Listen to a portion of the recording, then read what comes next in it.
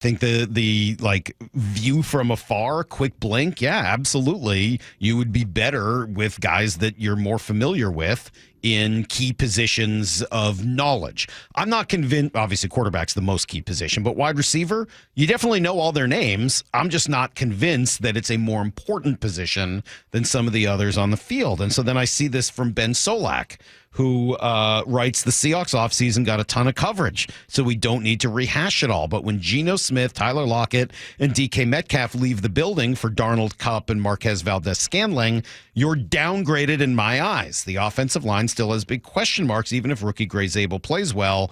Coach Mike McDonald worked wonders with the defense last season and must do it again this year.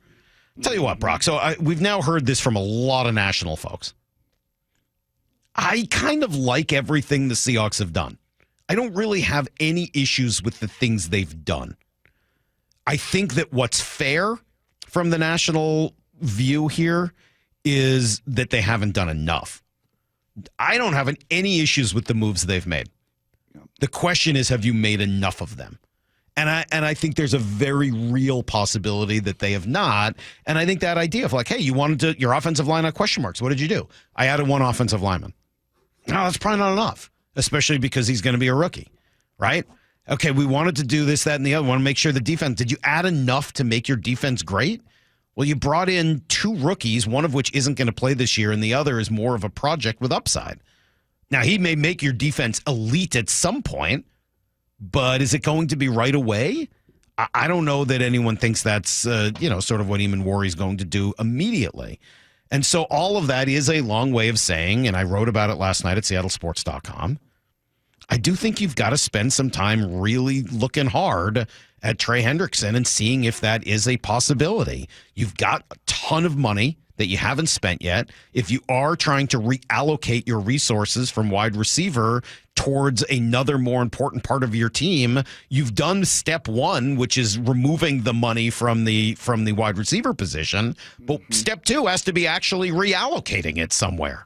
They didn't do it on the offensive line. Fine. You didn't like any of the offensive linemen that were available. We can agree to disagree, and I'll say, okay, fine. But surely you can't make the argument that Trey Hendrickson wouldn't help this team. He's one of the dominant defensive players in the league right now.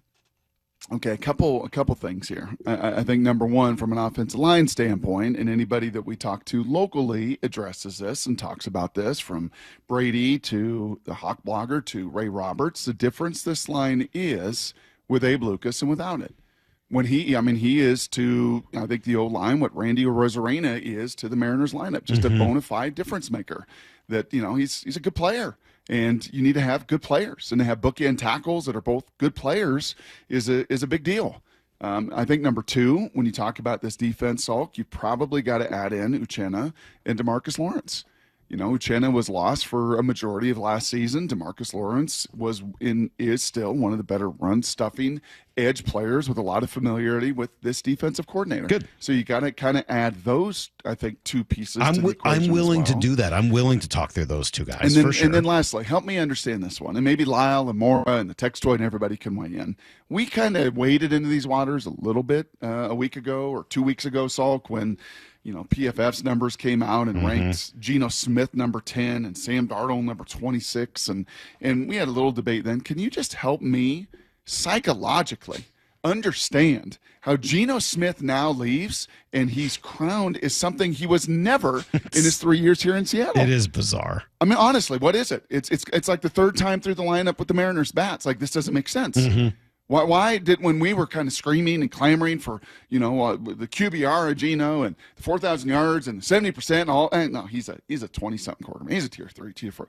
And now he leaves, and all of a sudden he's a top 10 quarterback. I mean, the same was sort of true of Russell, right? I mean, like, when he was here, constantly denigrated for a long time, and then all of a sudden he gets traded to Denver, and they're putting up the billboards saying it's not a drill, it's time to go get Super Bowl tickets. I mean, like, right. There does seem to be, and in 16 years, it's hard to ignore, there is definitely a sense that being in Seattle has a level of purgatory across the national media landscape in all sports. There's no doubt. I mean, like, I may have fought against it early in my time here in Seattle and not wanted to believe it, but after 16 years, I don't know how you can ignore it. Yeah. There's definitely something to that. Oh, you're not in Seattle anymore? Well, now you're top 10. What?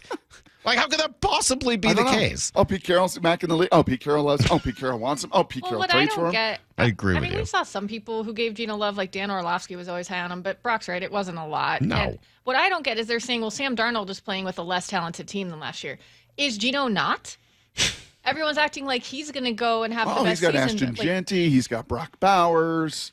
Right, I thought they also thought DK was so talented last year, and everyone else that the Seahawks lost. I don't know. I'm with you. I think that there's a lot of kind of I'm honestly, and I'm not bias, just bringing it up. I'm honestly trying to understand what is the phenomenon that has created this. What is it about Geno that when he was here and playing, he was never regarded this way? Right. And it isn't until he leaves that now he is deemed a far better player than Sam Darnold. It's really bizarre. And certainly nearly a top 10 player when you actually look at the numbers. It's bizarre. Yeah. I don't get it. It's because to the rest of the country, Seattle is on the moon. Right. It's like it doesn't exist. That, like, East Coast bias is real. I don't know what you want people to tell people. But it's real. not like he's now with the New York Giants. I mean, he went to the Raiders, for God's sakes, who are also on the West Coast. The Raiders are kind of a big brand. That's They're in true. Vegas. Well, it depends who you ask, actually. There's been some fights over that in the past. No, Lyle, you're absolutely right. I think there's definitely an element of that. But Brock, just to bring it back around here, I totally agree. It's insane. It's totally insane. Which is why I said I like all the moves the Seahawks made. I like trading Geno and essentially getting Sam Darnold and a third-round pick that you essentially turn into Jalen Milroe. I love that. I think that's great. That's great use. You go younger, you get cheaper, you're more versatile, you have more options. I love it. Mm-hmm. I like trading DK and getting back what you did and sort of, giving yourself an opportunity to change the way your team is built. I love drafting Gray Zabel. I love their draft. There's a lot of great things they did. I like the long-term upside of Eamon Warry and what's the other kid, Riley Mills. But the reality is you only spent 2 of your 11 picks on defense. And while you're right, Brock, Chenna and DeMarcus Lawrence are relevant. But they're not stars. You just talked about Cal Raleigh's star potential. Those guys aren't stars. DeMarcus Lawrence was almost a decade ago. He's now a player that kind of fits into what you're doing. Trey Hendrickson's a star. I know sacks aren't the be-all, end-all. I'm not saying he's a perfect player. There's some issues there. But he had 17 and a half sacks each of the last 2 years. If you add up the sack total last year of all 4 of the Seahawks' current edge guys, Hall had 8, Mafe had 6, DeMarcus Lawrence had 3 with the Cowboys, and Nwosu had 1. You know what that total is? 18. Almost exactly the equivalent of 17 and a half for Trey Hendrickson. They totaled half a sack more than he did by himself. Brock, that's a difference maker. That's a guy that comes in and has star power and demands double teams and everything else that you're looking to do and gives you the opportunity to use those guys in a rotation. Those guys are still relevant. And apparently his biggest flaw is he doesn't stop the run very well. Great. Well, you just picked up guys who do. You're telling me you can't afford to have an edge rusher who's great at one thing? I think you can. And I think it would help make this defense elite and completely change the way I would view this offseason, which I've already liked, but that would take me from like to love. So you're moving Boye Mafe in a second rounder, and then you're paying this guy. You sure you got to do all that? $30 million a year. Are you sure you got to move Boye in the second rounder? Is he worth that much more than Leonard Williams? Leonard Williams was a second rounder. Mm-hmm. Is he worth that much more than Leonard Williams? I don't know. I don't think so. He's about the same age. He's maybe a little bit more productive. Yeah, okay, maybe he's worth a little bit more. But is he worth a Boye Mafe more? That feels kind of extreme. Well, are you then willing to take away a bats, a Boye Mafe, and yeah, I think at this point I know that Boye Mafe last year coming up with 6 sacks, yes. I'm willing to take away a few at bats. And Derek Hall. Yeah, I'm willing to take away a few at bats. It doesn't mean they're not going to get at bats. I think that, quite frankly, you want a rotation at that position to make sure everybody stays healthy, right? And that you're getting them sort of the same ideas you talk about with pitching. Like, I'd rather have them for fewer snaps going 100% all out, like a hockey shift, than I would, having them take some plays off in order to preserve for the full 60 minutes. Yeah. I'm down with that. So you're willing to make this move, but you're not willing to dig into and wade into the Jalen Ramsey waters. Yeah. It's not even close. Yeah, I feel totally differently. A position of need in this defense, a position that doesn't have the kind of depth that, and for difference-making edges, whether they're elite or not, there's still 4 kind of difference-making edges in Uchenna and in DeMarcus and in Derek Hall and in Boyamafe, and into a secondary where there's some real question marks as far as depth after your starters. It gets pretty darn thin there. You're willing to wade into these waters more so than you are Jalen. I will say, if before I looked it up just now while you were talking, I would have said Jalen Ramsey is older than he is. I thought he was older than 30. They're roughly the same age. They're like 2 months apart. So I would have, if you had asked me how old Jalen Ramsey is, I think I would have said 33. So I was off by a few years in thinking about it. So in that way, maybe I should consider it a little bit more than as dismissive as I just was. Now, but he is noisy. I think he's a lot noisier than... I don't care about that. I mean, I care a little bit about it, but not much. To me, Brock, it's just the positional value. And the positional value to me, if I'm going to spend resources and money, I'd rather do it on the edge than I would at cornerback. I just don't think the position is as important. Well, I do not think in any way they are done in the transaction phase and the acquisition phase. You know, I think unlike you and me and most folks, we look at free agency in the first couple waves. We look at the NFL draft and we kind of think things are set. I don't think that's the way that John and Trent and the personnel department, those guys view it at all.